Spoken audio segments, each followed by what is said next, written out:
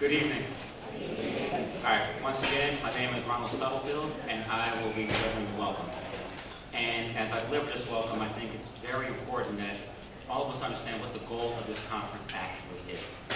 And to do that, we need to come to a shared understanding as to what law actually is. The law is a social institution. The legitimacy of its reign comes from who is empowered to make it, shape it, define it, interpret it, advocate using it, and who is able to trust it. The institution of law as it is problematic.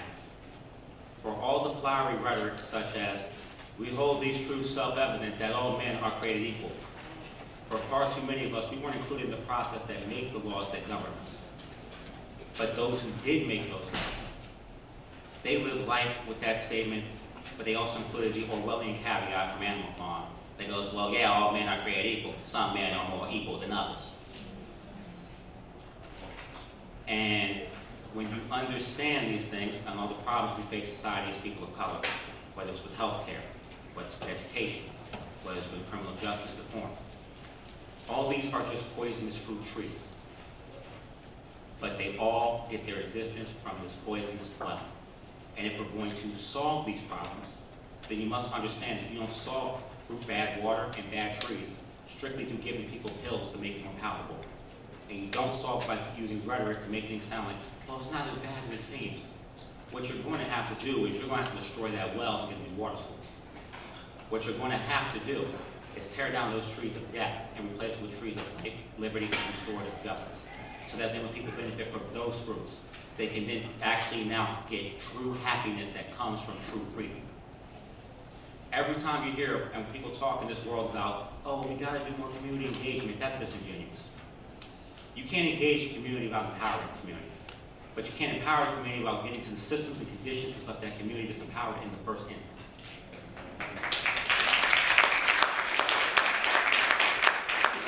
You can't talk about every single cop battle. It's implicit biasing. Let's be very clear. Implicit biasing is the daughter of explicit racism, and you cannot talk about implicit biasing without dealing with that.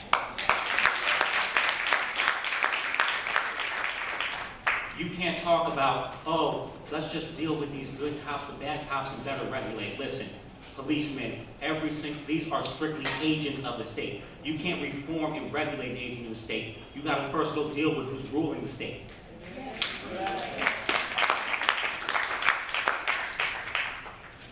And every time these rulers give disingenuous arguments such as, well, let's try to come together. Let's try to make nice. Let's try to find common ground. They are going right back to treating the humanity of people of color as a bargaining chip, which represents the same behaviors, systems, conditions, which bring us here as a matter of self-defense to protest today. The goal of this conference, and really the goal of this movement, is strictly this. It's to change the fundamental nature of this country. What all we seek is to live in a world where blackness is no longer equated to decadence. All we seek is to be able to live in a world in which the accent of privilege is no longer an impediment on our right to thrive, let alone survive as fully empowered human beings. True freedom is what we seek. This is what the revolution is for. This conference is part of that revolution.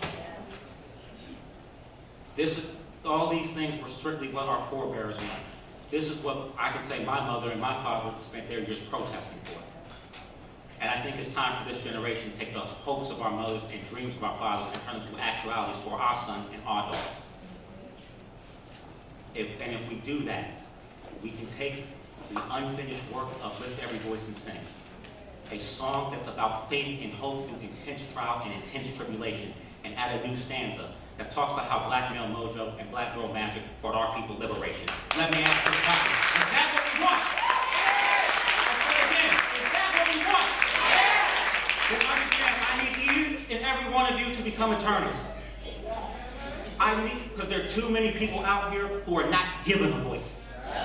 And we need to take a voice, because if we're going to have a world where common man is respected, and it doesn't matter how rich you are, it doesn't matter how poor you are, it matters, it doesn't matter how black you are, it doesn't matter how white you are, all that matters is because you are a person, your needs and rights are respected and protected.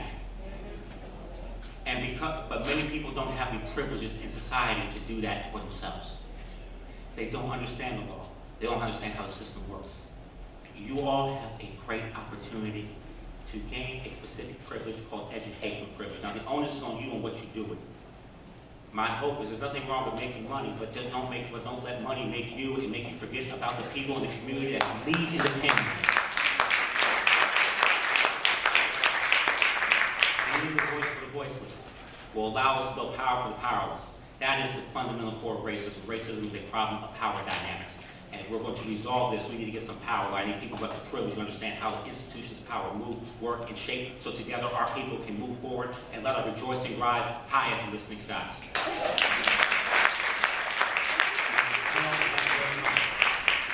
There will be many great difficulties.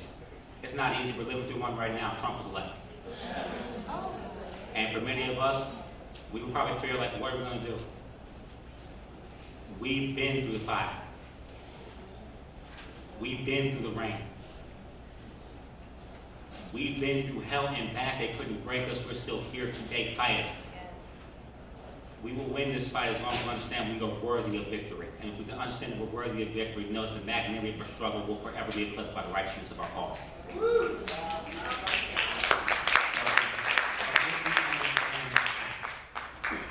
That no matter how difficult it goes, no matter how hard it is to carry on, we must march on until victory is won. And the people who will speak tonight are veterans in this march.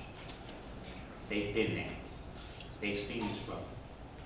And they're taking their time to impart the wisdom they've gained, so we can take these lessons and give a proclamation to the nation that we are taking our liberation, and we're doing so in victory formation. And at this point in time, I can call Anthony aside to introduce our first speaker. Thank you.